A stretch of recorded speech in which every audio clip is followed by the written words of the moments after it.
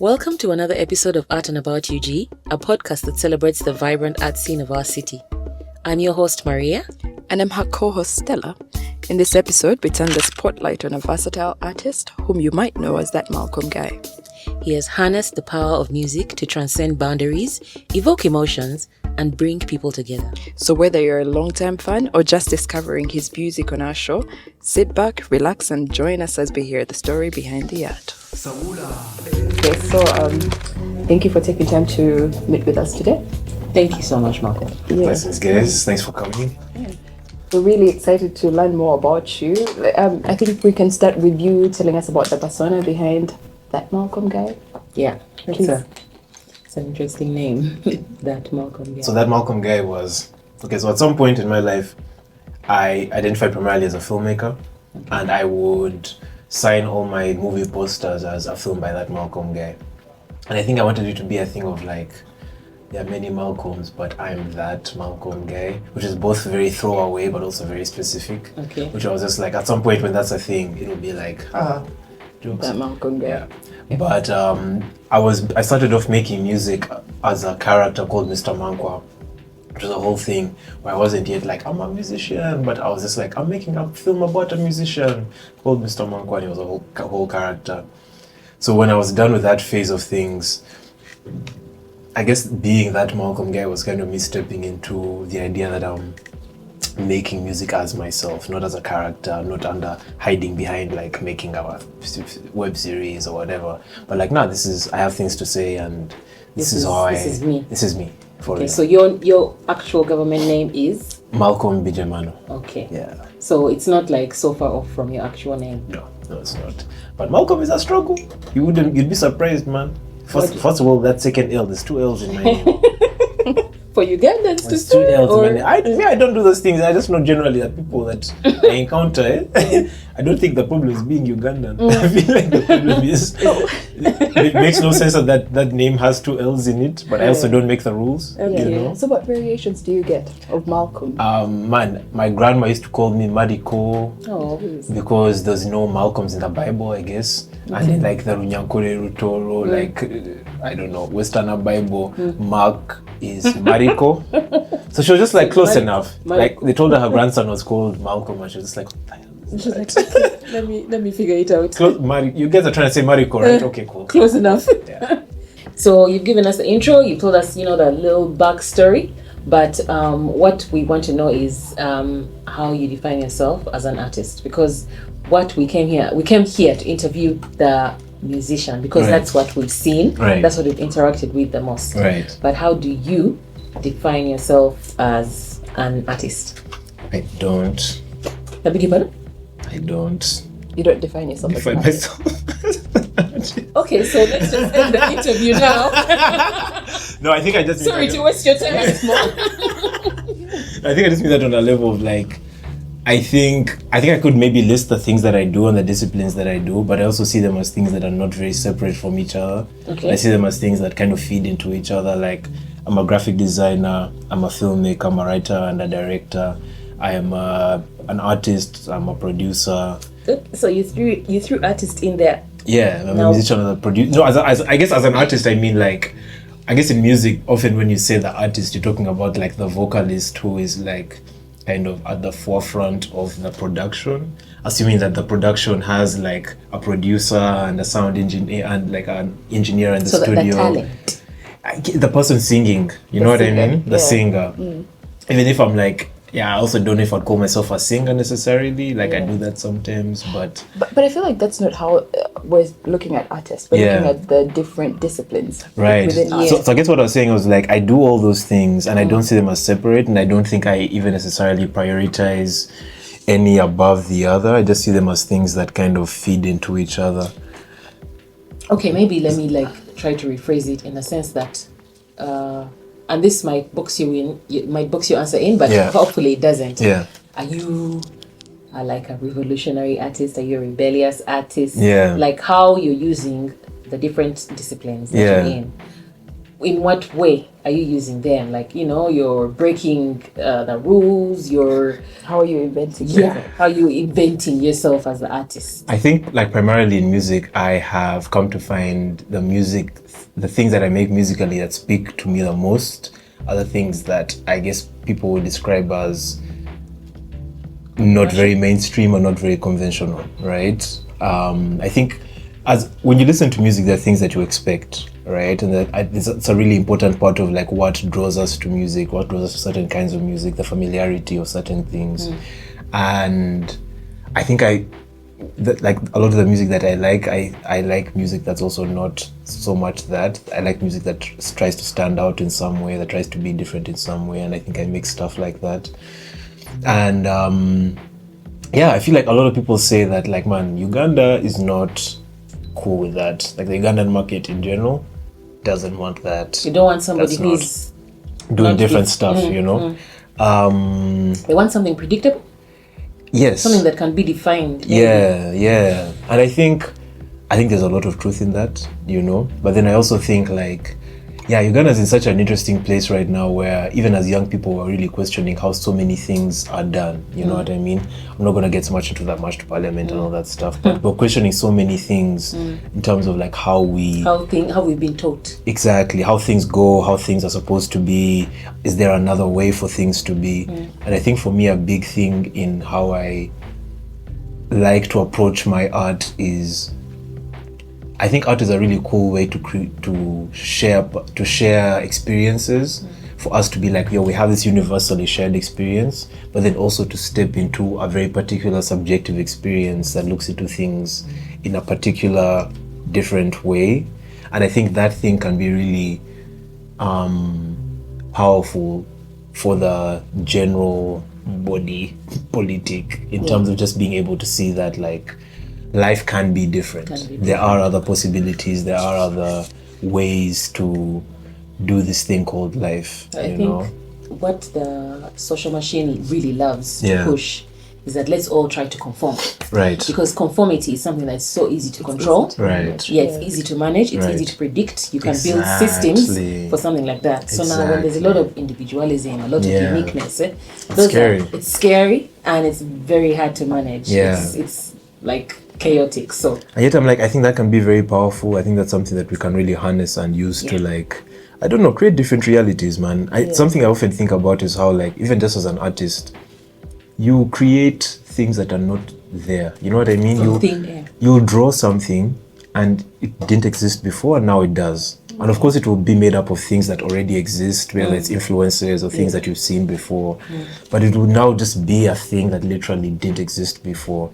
And it makes me think like, why is it not possible for our lives to also just like be seen in that way? Okay. You know what I mean? Like, why is it not possible for art to show us that even our very realities can be something that they weren't already, you know? Mold. Yeah, from what is already there into something that is different and something that is, So is this what you've always wanted to do? Art? Yeah, art. Yeah. Is there What any you're particular doing. path that led you to it? Yeah.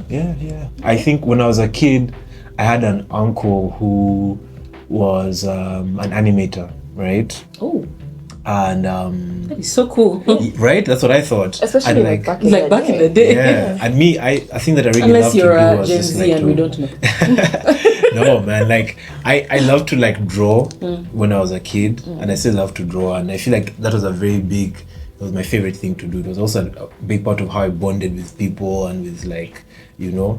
So he was an animator, and like I remember meeting him and would just like draw together, and I'd just be like, this guy draws for a living. Yeah. That's Like, crazy. this is how he earns. You know? This is how he lives. Yeah, and I was like, oh, it's possible. I can draw for a living. And I feel like that kind of planted a seed that later turned into wanting to be a filmmaker, because I was like, you know what? If I'm a filmmaker, I can do the visual thing, but then I can also incorporate music. I'm a very good writer, so I can also write. And I can kind of combine all these things that I really like into like a singular art form. I can like synthesize them, you know?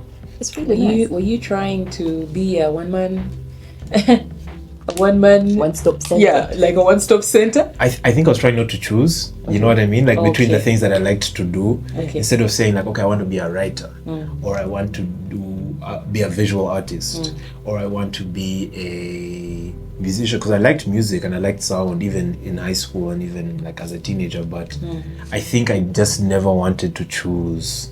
I was just like, it's so cool that this thing can incorporate So many all things, the so things. many outlets, Okay. Yeah. artistic outlets. That's cool. It's very Yeah. nice. It's because when we learnt about you, what we know about you What is the we- musical It's side. the musical side. Yeah, but it's good to know that you have all these All other these other, different the other outlets, different yeah, outlets. artistic The outlets. music thing is Actually, recent. it's actually common with a lot of artists, because the more we talk to people, we find that when you meet someone and you're like, okay, you draw, but then they're like, yes, but I also do this. I also Right. dabble here and I also dabble there. Right. So I I think. cook. Oh, you cook as well? Even cooking. Wow. You know what? And I feel like I consider that a creative exercise. It you know? is. It is. Thank you for the tea, by the way. Yeah. Yeah, Okay. blessings. That's the least creative tea I've ever made in my life. But it's still a culinary effort. Yeah. No It's an sugar, effort. no milk. Wait, yours has no sugar as well? Yeah. Oh my god. Chin chin. Okay. Cool. Yeah. Please. Okay, so what we wanted to know is along the way artists usually, change direction. The person you were when you were young isn't the person you are now. Have the motivations and inspirations that made you start your journey have they stuck with you along the way, or have they evolved? Are you still chasing the same thing, or have you, changed direction and pivoted, evolved, or like That's interesting. I saw I peeped at some of your notes. And I saw that I was described as someone who makes like party anthem music, right? Yeah. And I Well, think that's something I scrapped that with because I feel like I read a bio somewhere Yeah. that sort of didn't describe it like that. And I was like, maybe this is my biased opinion. Yeah. And like, But it's like, that's your experience, you know what I mean? Yeah. That's the experience of my work, and I feel Yeah. like that's valid in its own way, you know? Okay. Here's my thing. I always feel like I made something last night that you might not hear for another 6 months, for another year, you know what I mean? And for me, I'm like, that's where I'm at, but that's not relevant to you because it doesn't exist yet to you. Does that make sense? Yeah. Yeah. It does? Yeah. Like, I could have changed and decided I'm going to make different country genre, music, yeah. right? And all I've been making for the last month is country music, and none of it is out, right? And in my heart, that's who I am now. But like, to the audience, You're still I'm still what they know and what they've heard, and maybe they've seen snippets and tidbits of things, but like, that's still what they know, you know what I mean? And I think yeah, man, I think I've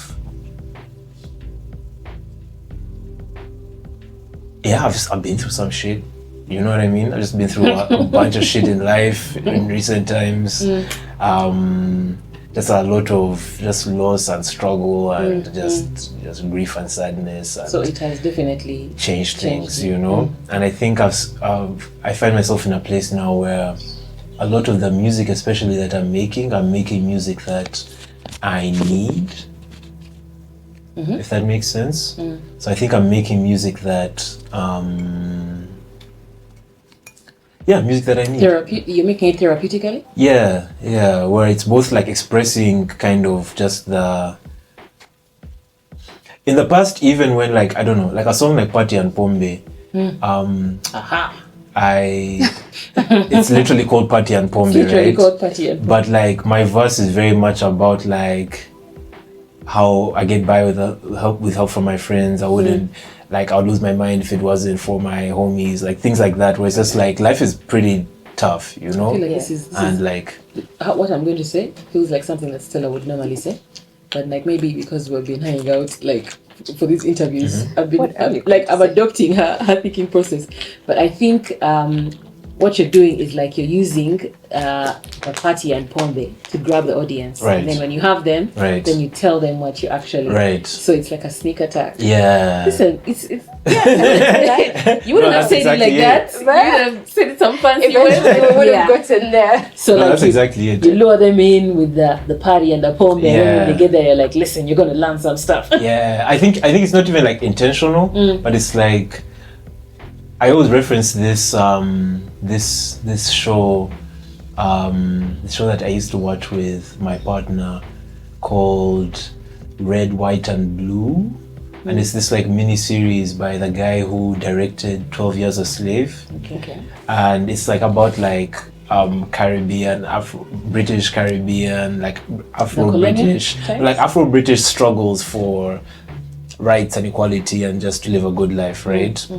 And all the episodes are very like, one episode is about like a black police officer in the 80s, and his whole community is like, why the fuck would you do that? And the white police officer is also like, why the fuck would you do that? And everyone's just like, why the fuck would you do that? And all the episodes are super political. You have like your like courtroom episode where everyone's like doing the things. And my favorite episode is still this one called Lovers Rock, right? And Lovers Rock is about a party, right? It's about a party from beginning to end, from like when they're bringing the sound system in and they're cooking curry goat in the kitchen, and like people slowly start coming in, they're setting up all the different like the system, and like the party starts partying, and you start meeting all these different characters, and just the camera just keeps moving, and you just keep going in and out of these different characters' lives. Someone goes to the bathroom, you leave them, you go to the next person, and they're all just literally at a party, but you slowly get a sense that they've all come to this party with a lot of baggage, a lot of shit, with a lot of, you know, and it's a lot of stuff that you can't find political arguments for, you know, like employment, unemployment, domestic violence, substance abuse issues, mental health problems, all those things, you know what I mean? But it's just never addressed super directly. And I remember at that point in life liking the subtlety of that, and liking how it was like, you get to know these people and you get to know their problems, but you also get to know it through the context of a party. And I think living in Uganda, in a place where it is dangerous to be very political and very overt and very like direct about a lot of things, I really liked the approach of kind of like burying your message. Yeah, you know, and kind of having that. So what would you say your message is? What is your art trying to convey? Is there a particular message? Is there a goal? Something, that you want people to. I think it changes a lot. You know, at the time it was that. I think now I'm just also in a place, honestly, where I think a lot of the hits I've taken in life are things that I think a lot of people go through as well. The project that I'm working on right now is really a lot about like motivation, right? And it's called J, right? J is Runyankore Ruchiga for like to be okay and to be all right and to be fine. Yeah, J to the J. I thought J like as in like letter J, like a J, like a joint. Like really? Okay, well, I was thinking along the lines of like letter J, Stella. or like J-A-Y. Yeah, you are. I really was. No, it's G-Y-E. Okay. G-Y-E. J. Okay. Yeah. J.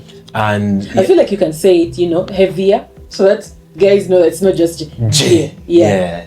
And man, like Runyankore Ruchiga is my language on my dad's side, but I also speak so little of it. I speak a lot more Rutoro. And I don't know, one of the songs in there is, I guess for example, one of the songs is, the chorus is essentially Nituja Kuba J, right? We're gonna be alright, we're gonna be fine, right? And it's I think when I say that thing of like I'm making music that I need, I made it at a point where I was just like, I need to know that I'm gonna be fine, that I'm gonna be okay. So you also make the music for yourself? Yes. Okay. And I make no bones about that. Does it start as in, first of all, it has to be for myself, and then I have to think about the other people, or a little bit, yeah. But to be honest, I think loving it for myself personally is a very important part of just keeping me there. You know what I mean? Yeah. I think sometimes there are things that I'm really trying to learn about how audiences react to certain things, but I also think humans are very unpredictable. That's true. And unpredictable and fickle, and like I completely agree. We agree because this is what I've been telling Maria, by the way. Oh my God. About this podcast. Not in a bad way. Right? Okay. I feel like this podcast is for us, First and foremost, it is Yeah. for us because we like what we're doing, we like the subject, and then other people. Yes, if you enjoy it, good. Yeah. Like welcome. Yeah. If you don't, then it's okay. You move on. Yeah. You know what I mean? I But- agree. I feel like it's a dance. The way I take it is it's a dance. You know what I mean? Like Yeah. I do the thing that I want to do, and then I figure out ways that it can appeal to as many people many as people as possible. possible. Yeah. But at the same time, I feel like I've done that thing of trying to do the appealing to people thing first. Yeah. You know. Yeah. And it's so much less satisfying and Okay. enriching I'll give you both that. on a human level. Okay. You know. I will give you the point of yes, making it for you. The art has to be about you and for yourself first. If you also concede that is very much a privileged perspective or viewpoint, Agree. that some people are making art to survive. Right. That is Like true. if somebody then wake up and start singing, like rent is Yeah. due jokes are Yeah. rife on the internet, but sometimes it's legit. Yeah. Somebody Yeah. gets up there and they are looking for literal rent. Yeah. So you can't say that, oh me, I'll do for me what? Yeah. At some point. We're telling it from our perspective. I feel like art is a really weird thing on a level of like I've been thinking about this a lot recently. Like okay, I'll take this from the perspective of like I have a friend who was explaining to me how he was a cover singer for a really long time, right? Was a cover singer for a really long time. Then he got to a point where he realized, I'm actually about to get aged out of this cover singing thing. Are you done? And I need to start making original music of my own. in order to survive even in the market and even to survive as an artist. Otherwise, younger guys are going to come along and they're going to The opportunity is always they're going to good, do my same covers and going to do even more relevant covers for right now, and they're just going to do it differently, and they're going to be cheaper, they're going to be asking for less money, they'll be more flexible, less demanding, and I'll just be aged out of the market completely, right? And that to me sounded like a very pragmatic thing to realize, but also a thing where it's like you do eventually have to go back to the source of your inspiration. to the source, and I don't know what to even describe that as, whether it's originality, whether what it's brought truth, whether it's the thing that actually speaks to people. Yeah. You know what I mean? The thing that actually speaks, the thing that actually touches people. So Whether it is truth authenticity. or originality or authenticity or whatever, it's still the source of all these things. It's still the source of Like the root. even what we do eventually use to survive. Yeah. Even if you're a cover singer and you're like singing 5 nights a week in order to survive, you're also still recreating something that comes from a source, that comes from a source of truth, that comes from a source of That is really originality, you know? Yeah. And I think the way I see it is the way I want to live my life is within that source. Okay. good. Wow. Does that make sense? Very Yeah, it powerful makes as sense. well. Yeah, very Like, powerful. I granted, yes, there are very pragmatic ways to go about this thing and to survive in this thing. But I also feel like I have really one life to live. That's true. And I mean, yeah, as far as we know, it's true. yeah, and I know where my strengths and my weaknesses are, even as a musician and as an artist. I'm not the best singer in the room.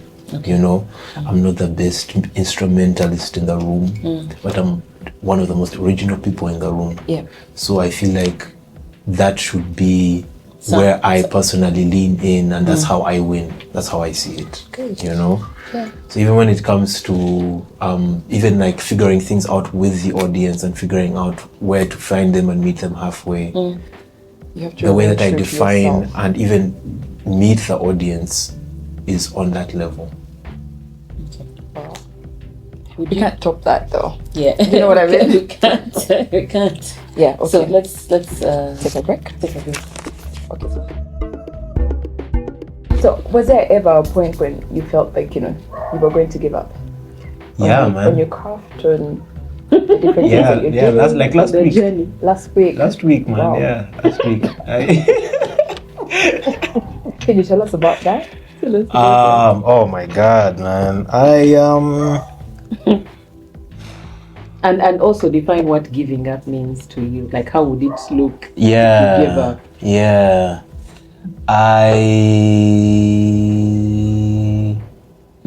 I think I think I'm someone that has a lot of faith. Okay. And I think I've seen that faith turn things into things that weren't things before. And I think I have like just a belief in things. Sometimes even that is very difficult to justify given the actual circumstances of things, you know. And I just had a conversation that just made a lot of the things that I was trying to do and the way that I was trying to do them feel very futile, you know? Yeah. And the conversation wasn't even with someone who was saying give up, but it was with someone who was just like, yo man, Ugandans are the way that they are. And it's not something that you can necessarily change or even try to change or even want to change. It's just something that is what it is. Go to Europe and make your money. You know what I mean? Like, just go to outside countries, make your money, do your thing. You know what I mean? Live your life, do the thing, go where you'll be appreciated, you know? Yeah. But I think it felt very... One, it really clarified to me like what my mission statement is. Because I think I know a lot of artists who do that actually and live quite comfortable lives. You know what I mean? Live quite comfortable, like materially, live quite comfortable lives and tour all over Europe, do their thing, live their lives, and it's great. And I think when it comes to film, when it comes to music, I've always not wanted that for myself.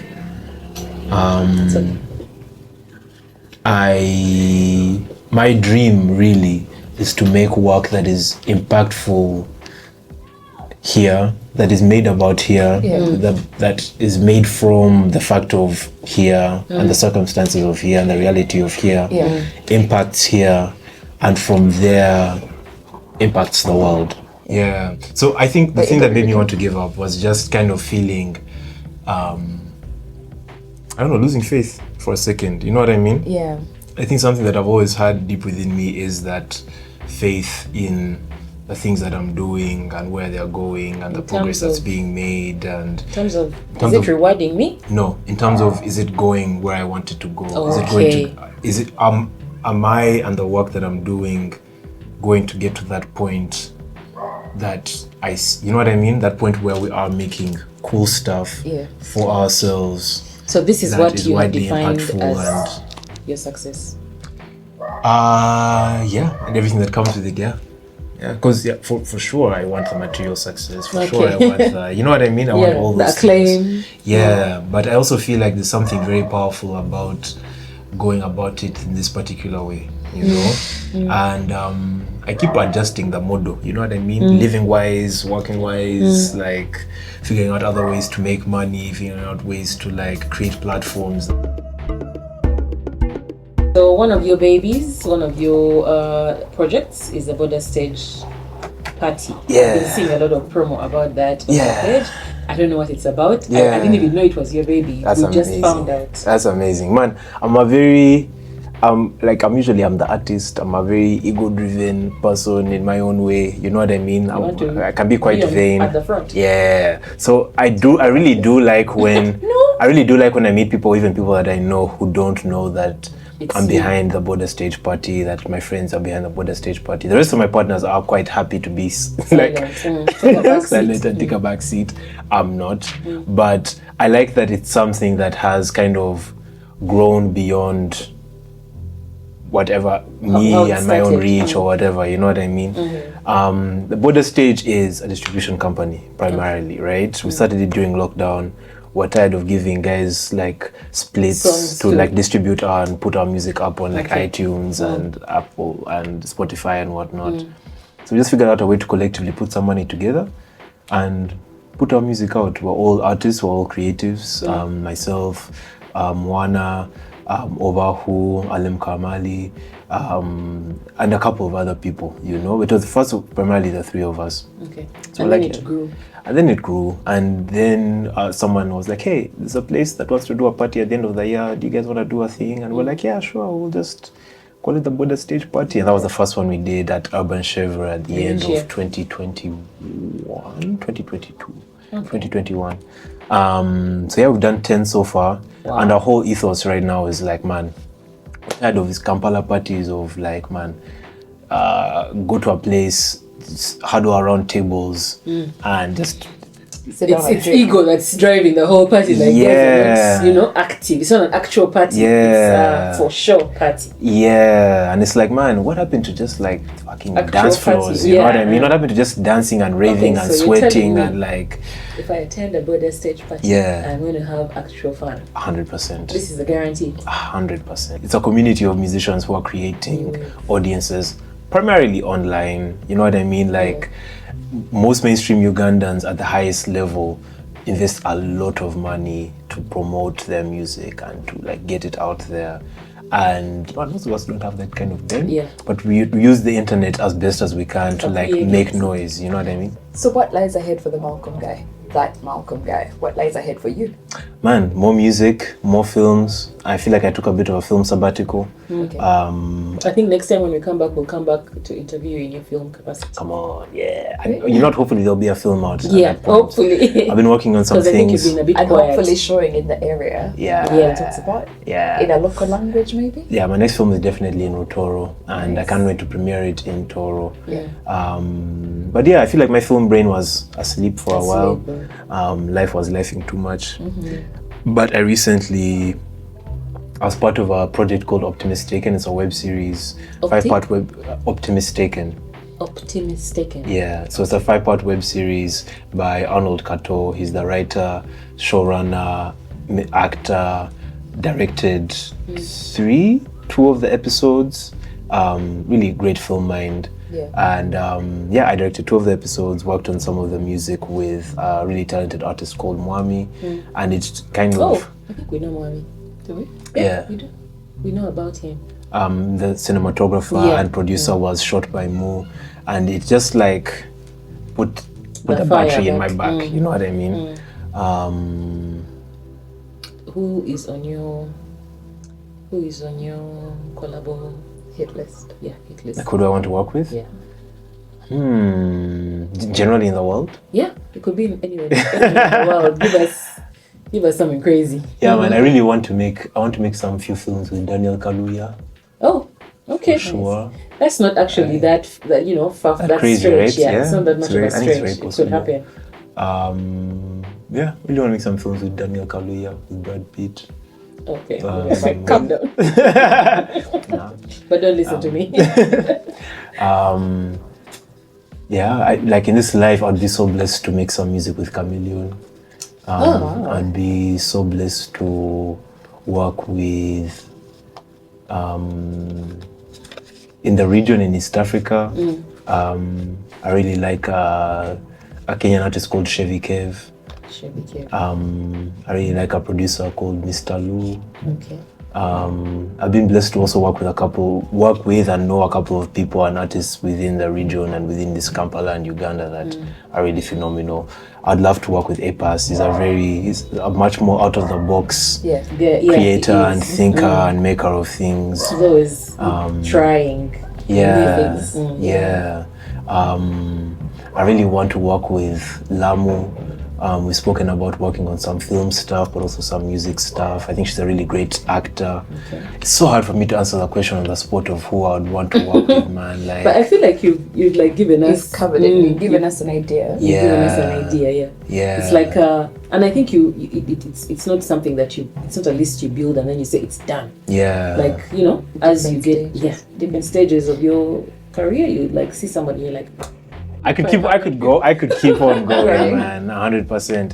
Like, I love Kanye West. oh I my don't know if I god, would, Stella, can you please thank you for this time and let's Yes, get on I mean, it brings us to the end of this the- episode. Thank Yeah. you so Thank you much so much, Malcolm. for having us in your home as Blessings. well. In your Thank you home. so much. You made us some very nice sugarless tea. Incredible tea. Best cup of tea that I've had in a while. So yeah, I don't very know. much. I mean, what kind of It tea was are you quite having? good. No, I love tea. So this was Blessings, really, yes. really good. No, What our can't you live producer without? is Yeah, like, he's giving us eyes. Yeah. What can't I live What without? can't you live without creatively? Oh, I was gonna say creating. What can I live without creatively? Probably my laptop. And that's on that. That's not what you expect. Like I don't know. Like I don't know. As like a creative in 2024, yeah. like I'm going back to like drawing more and doing more handheld graphics and Yeah. whatnot, I and I think love we that can- side of things. Yeah. But it's like, man, the truth is, most of the stuff starts on the laptop. laptop. You know what I mean? Like most of the graphics, most of the film stuff, most of I the feel like that is the so- scripts, most of the You music. box Like I yourself in. produce like. What happens when power goes? It's a struggle, but then I just draw or I Okay. write or You go like back figure to out the other basics. ways. Yeah. Like I can't fail, you know what I mean? Yeah. But the truth is, it's such a blessing to have this all-in-one thing that That just can- does all the All the things.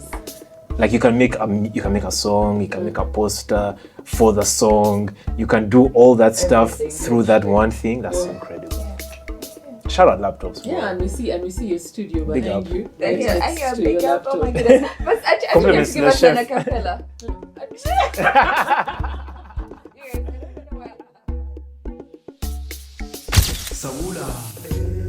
Thank you for joining us on this episode of Art and About UG. We do hope that you enjoyed it as much as we did.